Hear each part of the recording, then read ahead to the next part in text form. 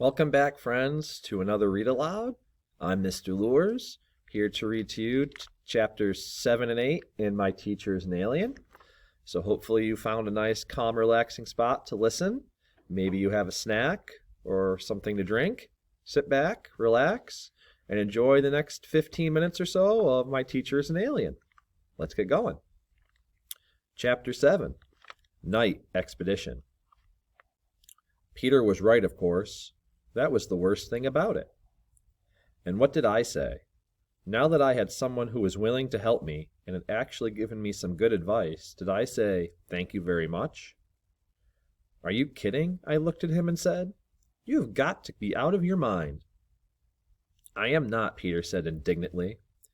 "If we're going to do anything about Broxholm, we have to have proof. And the only way to get proof is to get into his house and find some." I thought about that. I couldn't come up with any way around it. How else could we find proof that we were telling the truth? Then I thought of something else. "I don't think it'll do any good," I said. "There's not much in there. He doesn't have any furniture or anything."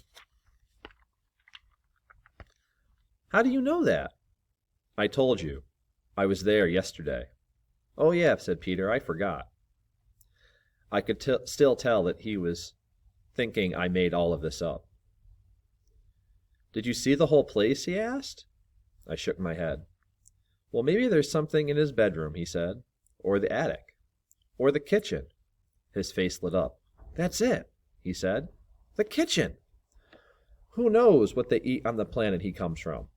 I bet we'll find all kinds of gross alien slime in his refrigerator." "Peter, you're brilliant," I said. I was actually just starting to feel hopeful. All we needed was just one thing that would prove I wasn't making all of this up. "Now, when can we do it?" I asked. "We can't let him catch us." Peter thought for a minute. "There's a PTA meeting tomorrow night," he said. "I heard Dr. Bleakman say that all the teachers had to be there. That's the only time we can be sure Broxholm will be out of his house." "Tomorrow it is," I said. That was Wednesday. By the time Thursday afternoon rolled around, I was a wreck.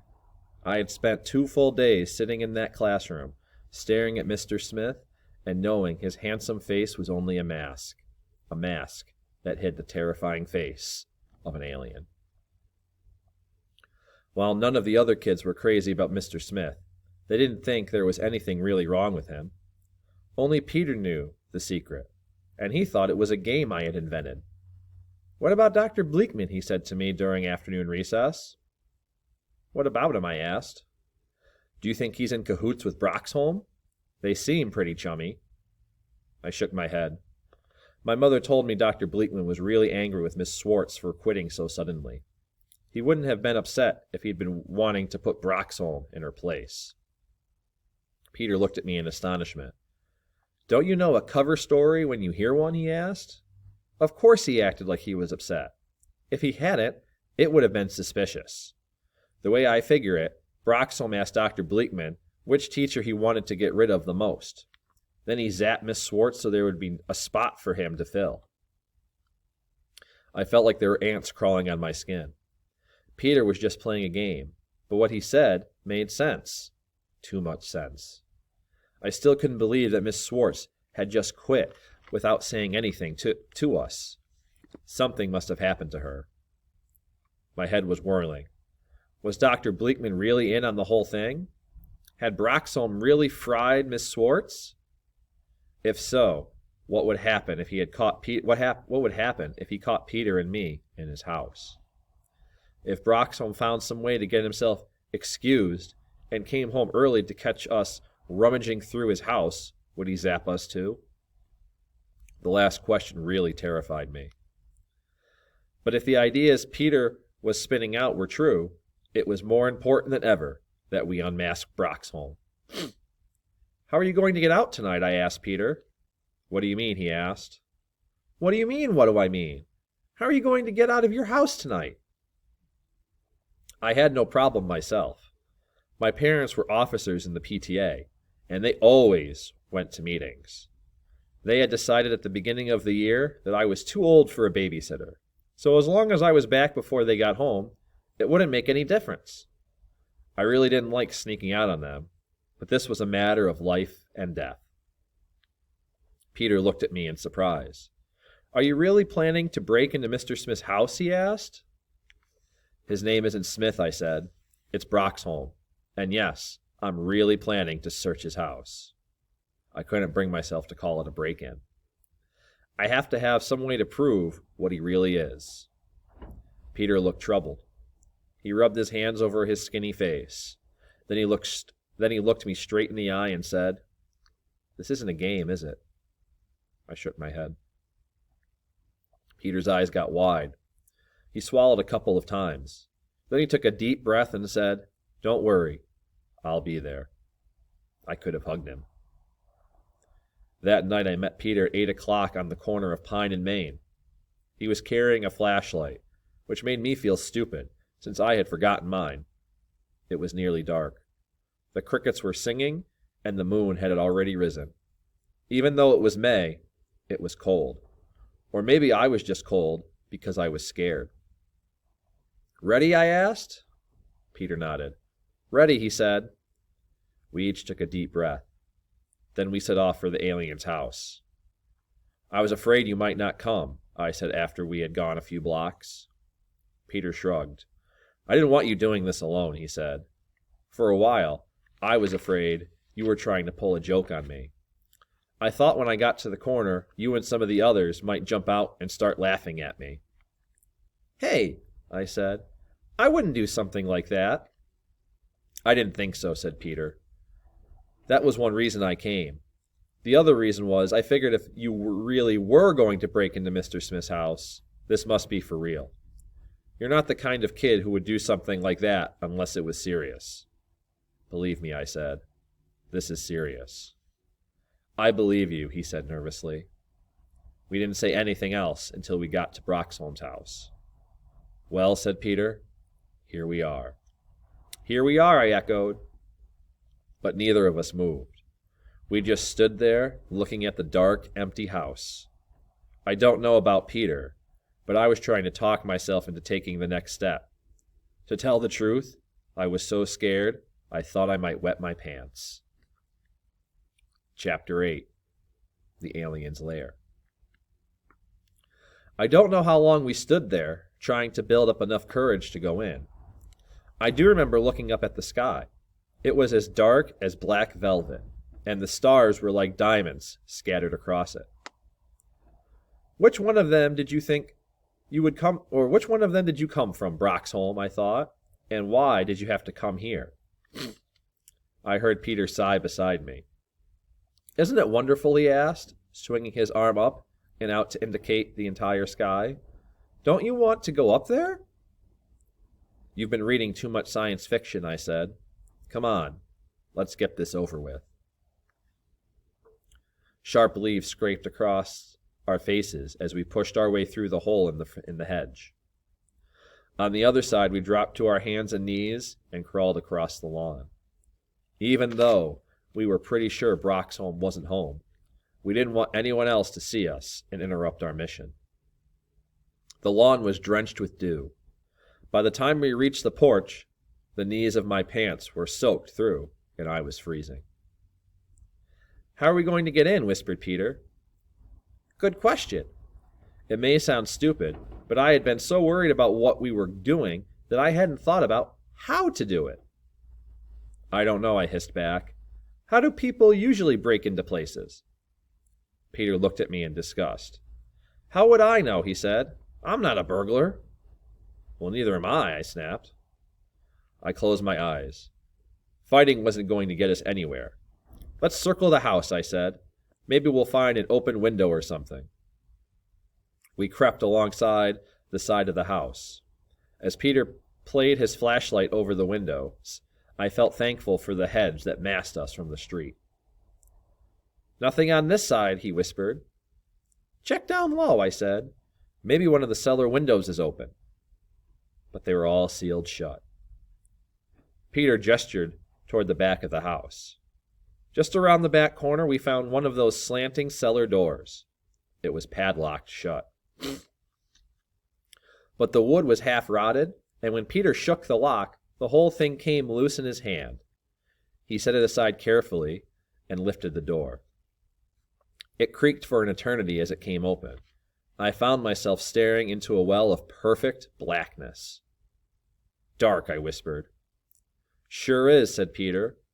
Then he took a step forward. I followed him, wondering if Broxholm had booby-trapped the place. Then I wondered what kind of booby-traps an alien would use. Lasers that would cut us off at the knees? Stun guns? Freeze rays? Hey, these guys had come from another solar system. Who knew what they could do? We walked down 8 concrete steps. At the bottom, we came to a wooden door so old it had a latch instead of a knob. Peter lifted the latch and pushed. Nothing. He put his shoulder against the door and shoved again. It swung open with an eerie creak. "After you, madame," he whispered. "Well, at least shine your flashlight in there," I hissed. He pointed his beam through the door. I couldn't see anything special, just a dusty cellar, the kind you'd expect in an old house. "Let's go together," I whispered.